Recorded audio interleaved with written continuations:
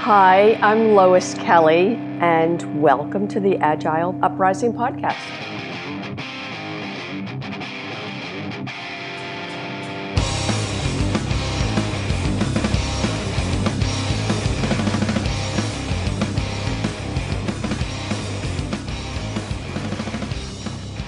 Greetings and welcome to another edition of the Agile Uprising podcast. I'm this evening's host, Jay Hrcsko. Joined with me are Andrew Leff. Yo. Chris Murman. Go Cowboys. And Troy Lightfoot. Hello. And the topic of this evening's episode is coaching snobbery, a.k.a. let them eat points. So, Murm, I'm going to go to you for a bit to start the intro because this actually came from a conversation we had. I think it was via Slack where we talked about the difference between the different tiers of coaching and how there is a little bit of snobbery and a little bit of ego involved with coaches of different types looking down on each other. And your exact quote was, I think it's one of those, hey, that's not a problem I have, it's their problem sort of things without checking egos at the door. I need to admit that I have a problem with this occasionally. We always seem to want more important coaching levels because of the gigs we end up getting. When I was a Scrum Master, I wanted to be a team coach. When I coached teams, I wanted to coach programs, then enterprise, then executive. And I think that if I'm coaching important people, then maybe by extension I'm important. And that's really not the right approach now in hindsight. So you want to flesh that out a little bit more, Chris?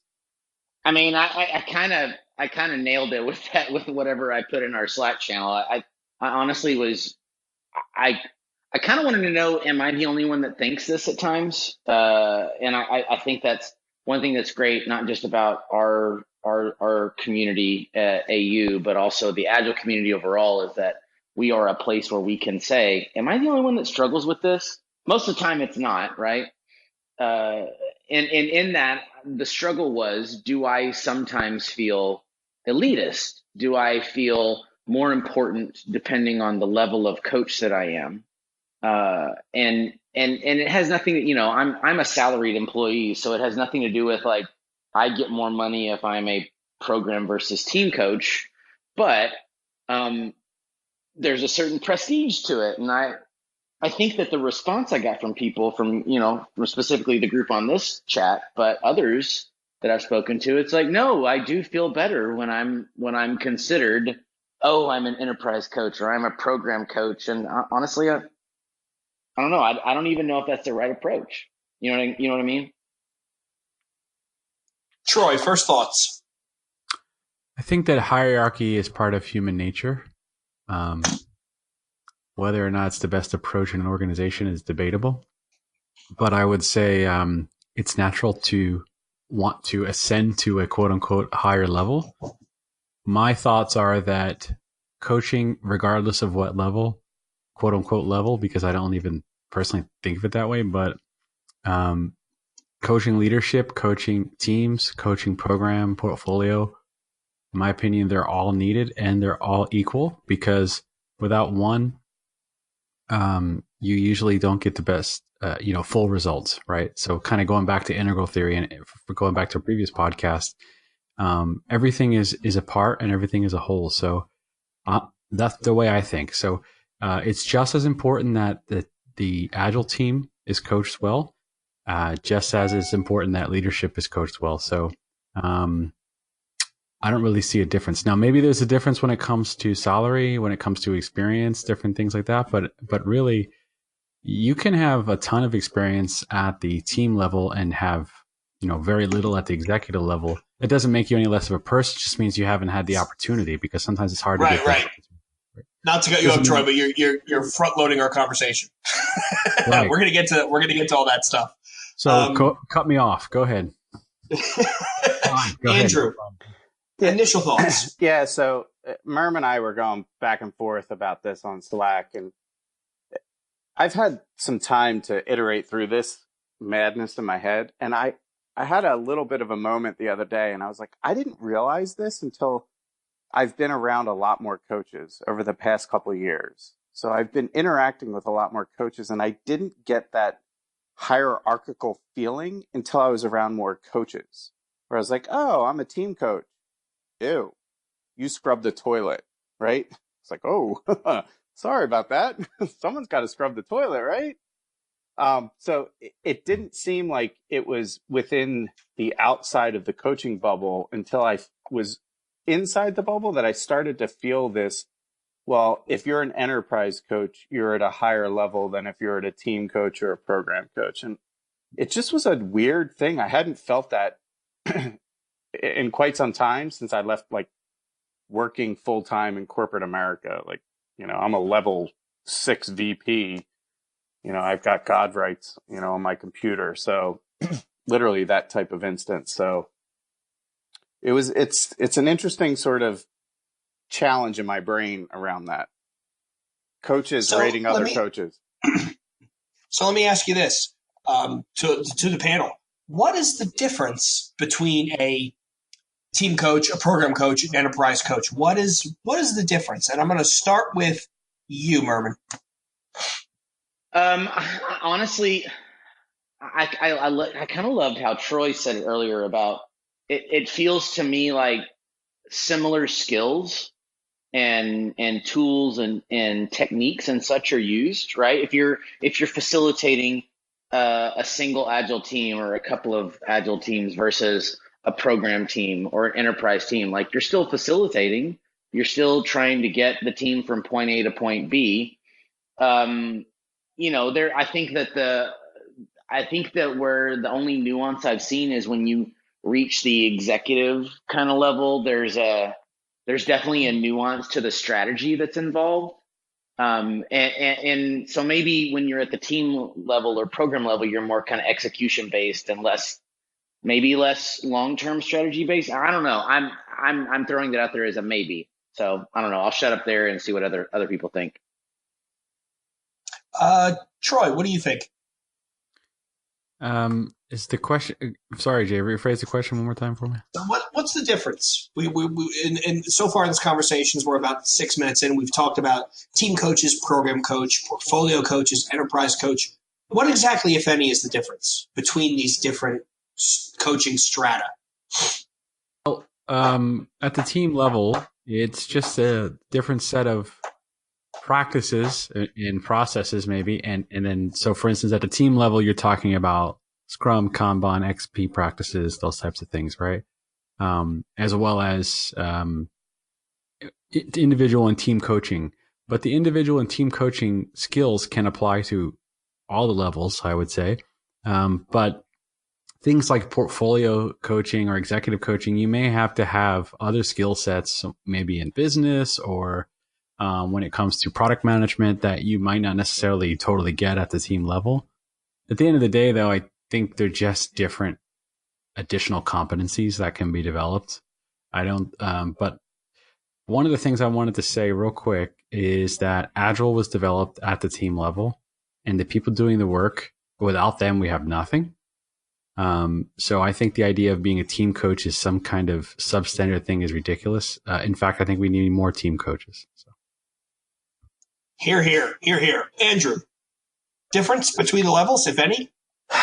So I struggle with this one. I think, yes, there's a difference, but I'm looking at coaching in a totally different way now. Just having struggled with having seen success at the team level and watching it scale and watching the struggles from scaling, I literally look at it as a coach, you need to be able to move levels. So you need to be cognizant of all levels, whether it be team, program, portfolio, even leadership, because you're building a team. And how, as a coach, do you build that entire team? I think you need to be well versed in all levels, or at least have experience. And it makes it very fractured unless you're mob coaching an organization, which I also think is effective. You need to have people that can communicate across all levels, because it's very hard, if we're looking at it from just a pure scaling framework, to scale from the bottom up. Leff, I love that. I want to press on that for a second. Do you mean like you as an individual, like consultant, you need to move up and down levels per the organization, or you need people present at all levels, but different people?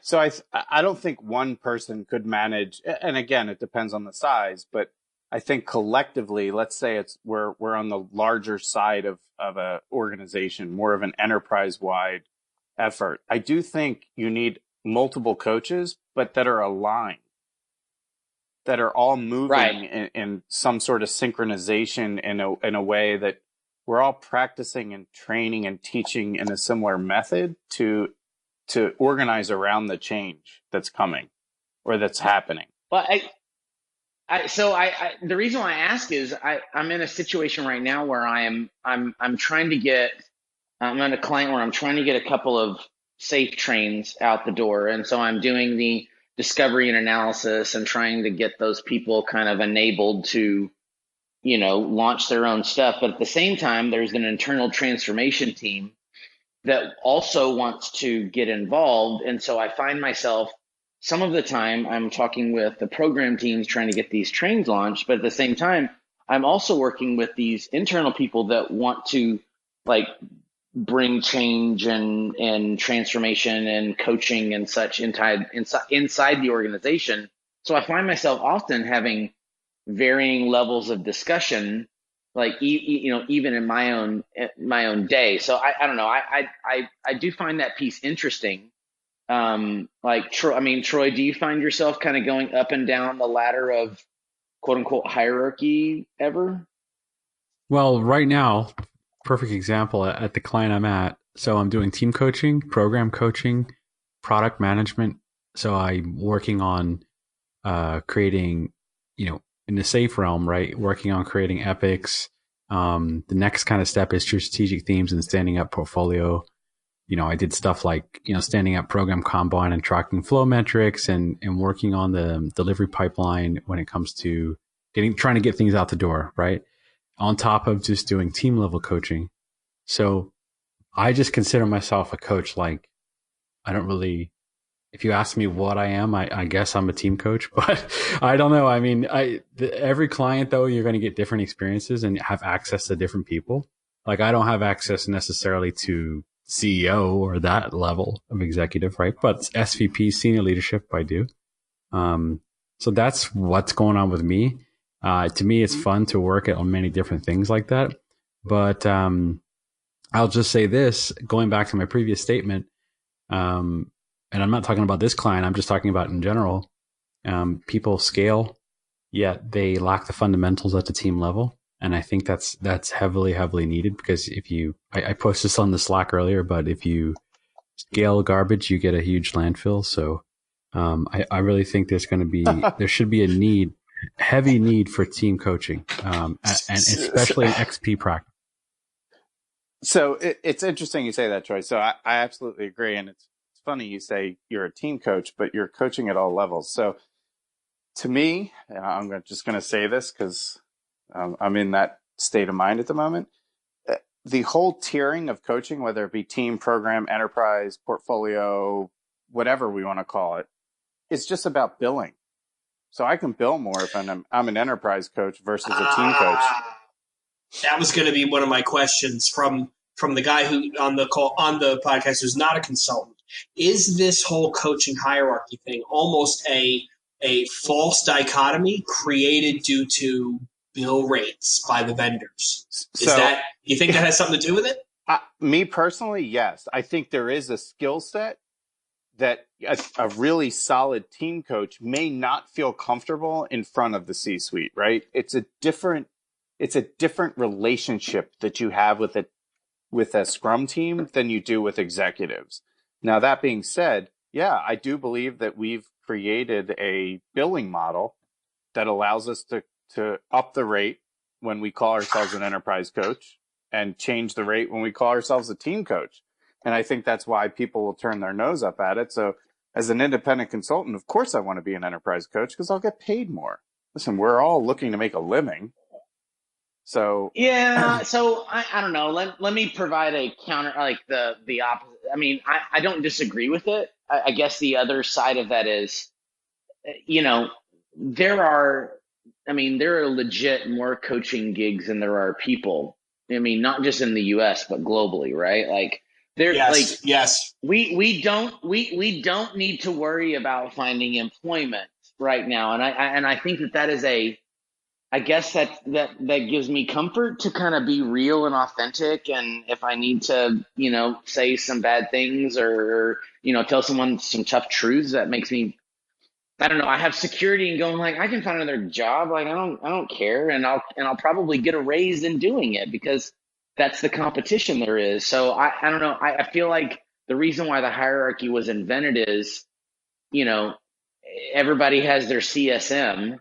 And so it devalues the measure of like what a Scrum Master cert is. Same thing with like, to say you're an Agile coach is not enough anymore. Okay, well, what level of coaching have you done? Well, I've kind of done a couple of teams. Okay, well, you're a team coach, or I'm a developer turned coach. Well, let's make him a technical coach. I'm talking about, and many companies do this type of designation. And so they do this because we have like the number of people almost dictate we have to have this hierarchy, because the people that know what they're doing, who have been doing this for forever, we got to set them apart somehow. So we'll call them an executive coach. Like, as BS as that sounds, it's kind of true. So to bootstrap on that and to talk and to, I cut Troy off earlier, but to tie to his point where he was going, I personally view, and maybe I'm wrong, but I personally view the coaching skill as almost like a slider bar. It's a sliding bar, like it's like this thing that the DJ uses to mix different decks, right? So on the far left, you have all of your Agile 101 type stuff, your gospel and your dogmatism and all, how Scrum works, et cetera, et cetera. But as you go further to the right and you go up the totem pole and you start coaching at different levels, and Leff touched on this too, I think it goes away from coaching Agile. And, Leff always says, I don't coach Agile, I don't teach Agile, I coach people. It goes more towards, the Troy Lightfoot curriculum. It's the integral stuff, and it's the spiral dynamics, and it really transcends to be effective at that higher level. My 2 cents is I think it actually transcends the Agile teachings, and it's more about coaching and teaching other people and how meeting them where they're at. What do you think, Troy? Am I onto something? Am I drinking the Kool-Aid? I was saying this recently in our Slack channel again, that a process is only as good as the human behavior behind it. So I don't care what process you have. If the human behavior behind that process and the people working in that process are not behaving in a way that's living up to values and principles of the Agile Manifesto, then you're not really being Agile. That's my opinion. Now, whether or not we care about being Agile, that's a different story. Okay. But the values and principles of Agile are pretty freaking good when it comes to how you would work. For instance, continuous delivery, motivation, quality, these types of things. They're not bad ideals, right? So I would say, going back to your question, Jay, I just really agree with Leff when it comes to coaching people. Ultimately, we are coaching human beings, okay? And human beings have thoughts, feelings, emotions, anger, everything else, and their own insecurities and concerns, just like we do. And to pretend that, well, one person in the company is less than the other, as coaching is total BS, in my opinion. So they're all needed. Leadership coaching is extremely needed, as well as Agile team coaching, as well as everything else. So I don't mean to, I might sound angry. I'm not really angry. I'm just kind of maybe a little frustrated with some of the state of things going. Passionate is a better verb. But see, let's be honest, like Troy being upset is like the most calm upsetness we've ever heard in our entire lives. Like it's, you could be stabbing Troy with a knife and he's like, I kind of hurt right now. This is not fun. I just need to point out, I know that Troy just gave you a big pat on the back, Leff, for saying that, but what a douchebag thing to say. I don't coach Agile. I coach people. Well, no shit. Why don't you put that in a coffee mug and write? Why don't you write John 3:16 after it? You jerk. Hey, you know what? You'd be surprised when you say that it does resonate with people, because literally it's. I know you know. You just want to bust my stones. That's okay. I could take it from you from Texas. Stupid Cowboys fan. Go Birds. Oh my God. But I do want to reel this back in. So something that Troy said is compelling, right? So I don't know how you sell that. And I think that's where this tiered model comes into play is that's what we as coaches want to strive towards for organizations. Listen, I spend more time with these companies than I do with my own family. I am completely invested in the individuals I work with to a fault, right? Like it destroys my personal life almost to a fault. But that being said, I think that this tiered model was created so you can support better billings as opposed to building teams that will ingrain and anchor change within an organization to prepare them to continue to practice and continue to strive to improve and continue to experiment and continue to fail based upon the learnings that coaches come in and provide. I don't need to take snaps from the center anymore. I don't play quarterback. I call in the plays. I want to help the organization improve. Just because you win the Super Bowl, you don't fire the head coach. You're like, oh, we've got it. We've got it figured out. No, it just doesn't work that way. So I want to, if you guys will forgive me, I want to take a little bit of a left turn around what you were just talking about. So earlier, Andrew, you talked up, you threw out the term mob coaching, and then, I'm one of many coaches inside an organization, and you brought up the whole idea of consistency across coaches, right? So making sure there is some level of coherence. And I always think of shout out to Andy Clef, who interviewed Professor Dave Snowden, one of my favorite episodes that we've done. He has a quote here that I always rattle around in my head, where the exact quote is, if everyone thinks the same and everyone is aligned, despite of what a lot of Agile consultants will tell you, that's a total disaster for resiliency. His money quote here is, what you need is coherence, but difference, not conformance. So here's my question. I'm going to go around the horn. How do you generate that coaching coherence and consistency of message across a span of coaches who are at different levels working with different people? And Troy, I know I'm going to drop this out of left field. I'm going to start with you. Guys, I'm getting my thoughts together on this. I'm going to defer until the end, if that's okay. Murman. No. Murman. I'll jump in. So I'll jump in. Go ahead, Leff. Murman's Go talked ahead, enough. Leff. I'm jumping in. So don't mind me. Murman gets enough airtime. So I think in this regard, right? So we're literally looking at that whole. Wow, I just completely lost my train of thought. All right, Murman, you can go.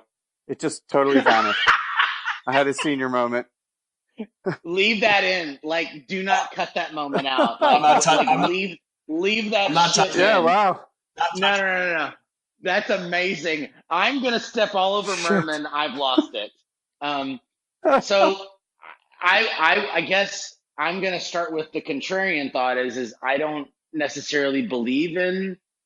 Like I feel like coaching, if there's more than one person that's filling the role of a coaching competency within an organization, you're going to have a difference of thought.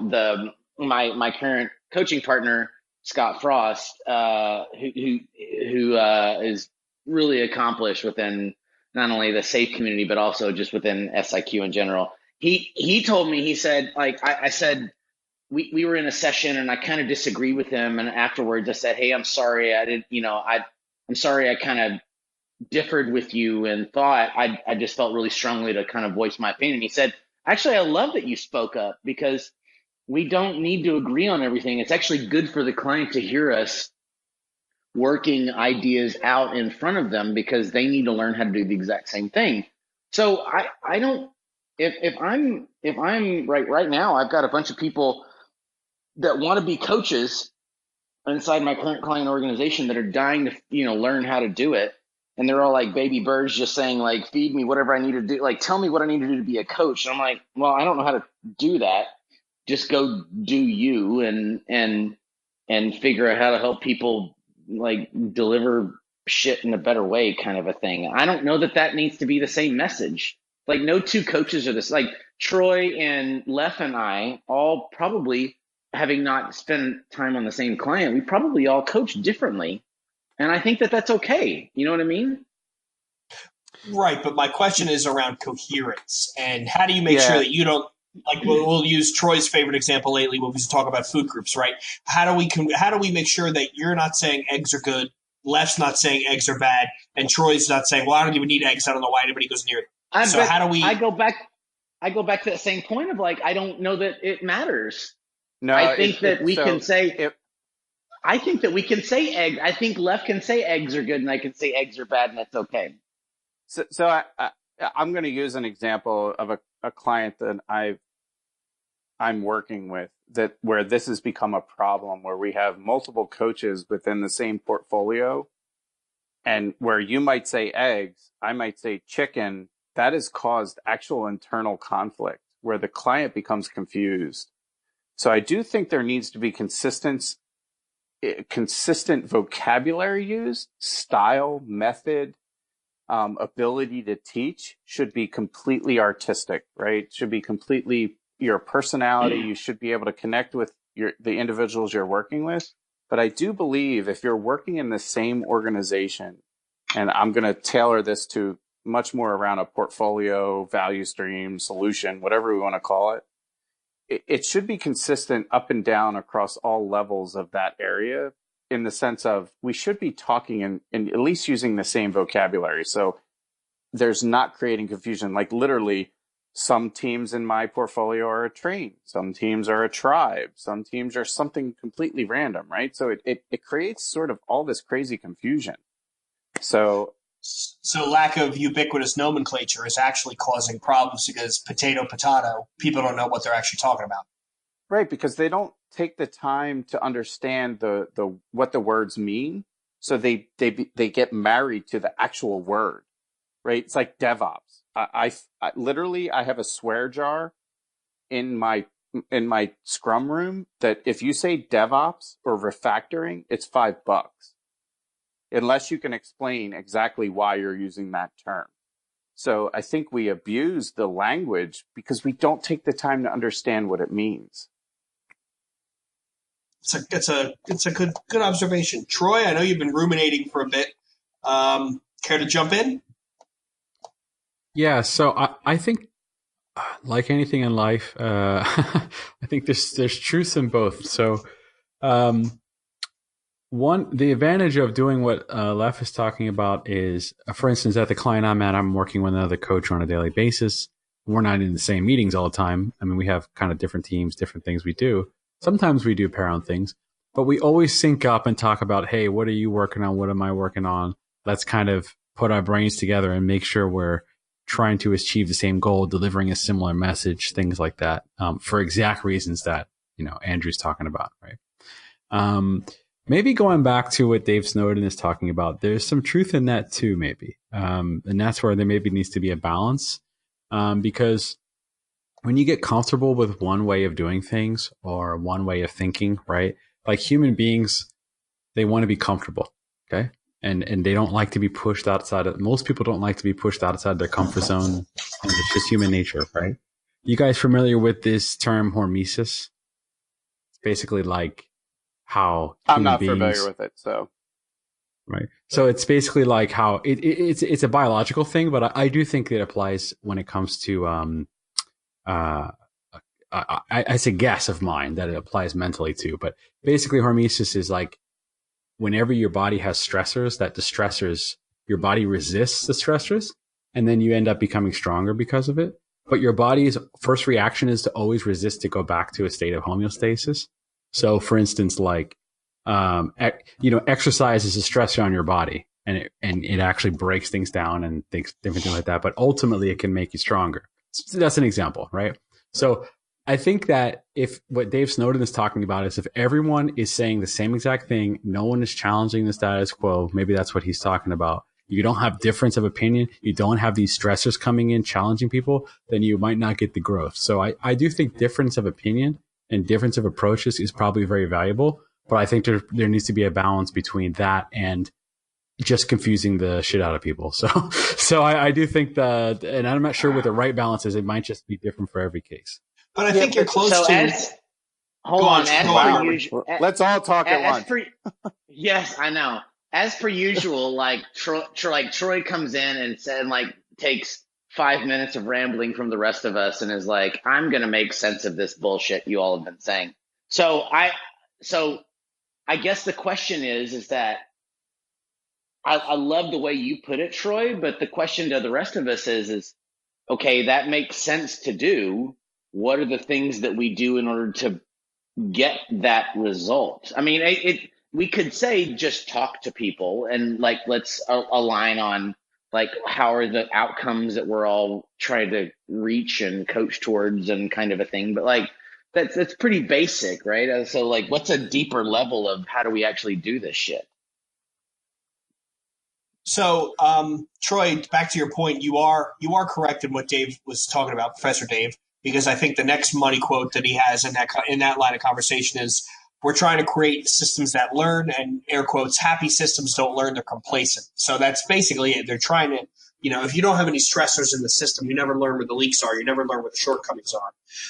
I want to throw one out there while we're talking about the different levels of coaching. And I think it was Murman who made a remark that you have people coming to you and saying, or maybe it was Andrew, coming to you saying, hey, I want to become a coach. I want to become a coach. How do I do it? Isn't really a team coach really nothing more than a really good scrum master who got the changes to anchor and stick? I mean, most likely. I think that that's where I became I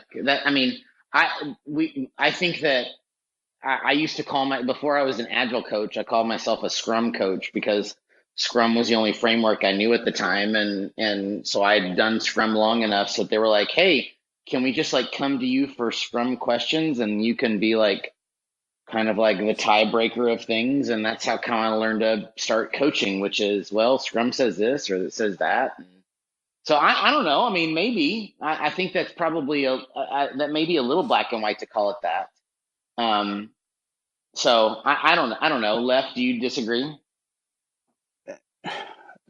Well, to me, we should just be coaches or agile gods, whatever works. That was a little humor.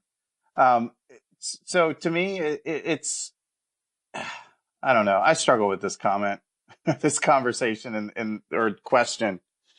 I just feel like it's just gotten overly complicated.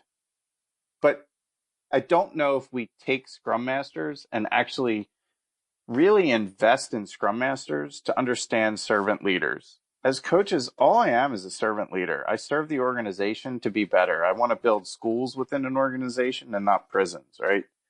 So literally, how do we take the Scrum Master role? Because they're coaching a team. And how do we get them to look outside the team to understand organizational change? And how do they navigate through it? So can you scale a great team coach? Can you take someone that has been embedded in a team as a phenomenal Scrum Master and then put them in a coaching role to go above and beyond just at the team level? I don't know. Not that I don't think they can, but I think that there's a lot more involved to build a team when you're looking outside of just developers, testers, UX, UI, whatever, individuals from a Scrum team level. Troy, thoughts? I think we lost him. Sorry, I was on mute. Sorry. I just came to my head, and I could be way off here. But the question was about a Scrum Master becoming an Agile coach. Is that effective? How is that? How do you become an Agile coach? Different things like that. How you become an Agile coach is just to change your resume. Now, whether or not you're any good is a different story. Okay, but there's literally no criteria for it that everyone agrees upon, I don't think. So that being said, I do think there's different levels. So Murm was talking about when he first started, the only thing he was really good at was Scrum when it comes to the framework, and that people would come to him for questions. So I kind of think that that's level one. Level one is I know a lot of framework stuff and I know these practices and tools, right? And that's fine. Level 2 to me is kind of like, I know how all these things tie back to a bigger picture, and I know that they're essentially meaningless if we're not getting the value, right? And to me, level 3 is like agile is kind of meaningless if we're not getting any value, and agile doesn't mean anything unless we get results. And agile is just a tool for results. So who cares about agile in general, right? I don't know what level 4 is because I haven't reached it, but I feel like I'm at level 3 right now. So if that means anything. Was this like becoming a thetan? Like you're like different levels of being a thetan? But yes, I'm a Thetan 5, so I don't know where you guys are. Awesome. Honestly, when I listen to people talk, and even myself sometimes, when I hear people talk about stuff, I'm like, why are we saying this? Why are we doing this? Like, we're going through the motions because it's almost like some kind of playbook or some kind of safe Bible or Scrum Bible. And I'm like, who cares? If this is not effective, move on, right? It's all about all of delivery, right? Software development teams, the team coaching, all of this is to enable business results. Like, who cares about all this stuff? Like, that's why I don't, the idea of you being an agile coach is something that's interesting to me, that term, but I don't know. You guys tell me if I'm crazy. No. So it's interesting you say that. And I would even say, Troy, let's go like even a step above that, like more simple. Let's just go back to the fucking golden rule. Let's treat people like we want to be treated. How often do you see that? What happens when we walk into work? And as coaches, we have to point out is that's not nice. Why would you talk to somebody like that? Why would you think that someone wants to engage with you if you're acting like that or your behavior's like this? Why do we need to coach not only teams, but leaders on how to treat people like humans? It's the same. It's the same reason why someone has to be called an enterprise coach. Same there reason. You go. So I could because go like 57 an hour. Yeah, it's like that, and it's also an egotistical thing, right? Let's be honest. So, human beings, we have egos, and when different people are in hierarchical positions, that tends to lend itself to that. Now, not everyone has an ego. Different people behave differently, but I 100% agree with you. Ultimately, it comes down to people working together, and that's why the gentleman who created the Agile Manifesto, when they put that individuals and interactions as the most important thing, I'm not saying it's the most important, but that was the first thing they listed. Every single day that I work, I'm reminded why that is and why it's like number one. And to me, that's the thing that usually is like pushed aside or seen as some kind of, oh, it's not technical, so who cares? Or it's not some process that we can follow like a Bible, so it gets pushed aside. And meanwhile, it is the most important thing. So that's just my opinion. No, I love it, man. I definitely think that it's such a lost thing that we overcomplicate this ability to be intelligent when literally if you scale it back, it's just, why do we feel that there's some switch that's flipped that when we're in work, we're different people than when we are at home? But I say this all the time. I say this all the time, Leff. Like, I don't have a work I don't have a work persona and a personal life. I don't know how to, I don't know if any of you all do this. Like, I don't know how to do that. I don't know how to be like somebody different at work than I do at home. I find that really odd because I'm really shitty at taking my own advice. Yeah.